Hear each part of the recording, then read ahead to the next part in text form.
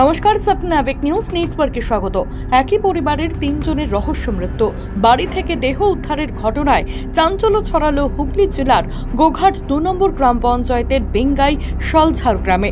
মৃত দম্পতি হলেন কাশীনাথ নন্দী, বয়স 55, 50 বছর বয়সী মমতা নন্দী। সেই সঙ্গে উদ্ধার হয়েছে 70 বছরের বৃদ্ধা মা অনিতা নন্দীর দেহ।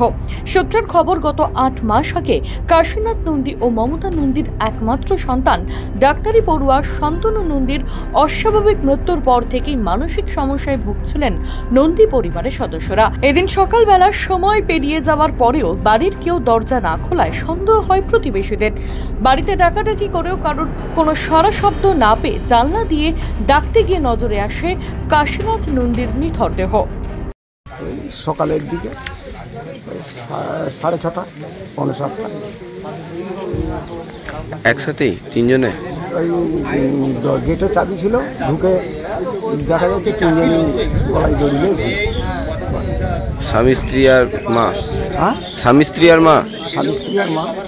কি কারণে এই ঘটনা? ওর ছেলেটা মাস আসতে কাজে মারা গেছে, গলায় জড়িয়ে। সেই জন্যে ওদের মাথা ঠিক থাকে, মানসিক চাপে ওরা এই কাজ করে ফেলেছে।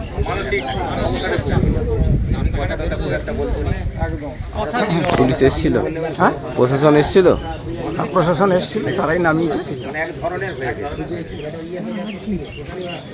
আর কেউ আছে নাকি বাড়িতে? বাড়িতে আর কেউ নাই, ওর এক মেয়ে বিয়ে হয়ে গেছে। সঙ্গে সঙ্গে প্রশাসনকে ফোন করলে গোঘাট থানার পুলিশ এসে দেহ উদ্ধারের পর প্রথমে কামারপুকুর প্রাথমিক স্বাস্থ্য কেন্দ্রে নিয়ে যাওয়ার পর ময়নাতদন্তের জন্য আরামবাগ মেডিকেল কলেজে পাঠানো হয়েছে। এই ঘটনায় এলাকায় নেমে এসেছে শোকের ছায়া। কি কারণে মৃত্যু তা খতিয়ে দেখছে গোঘাট থানার পুলিশ। একই পরিবারের 3 জন সদস্যের মৃত্যুতে ঘনাচ্ছে রহস্য। রাজা দে, স্বপ্নাবেক নিউজ, হুগলি। জয় হিন্দ।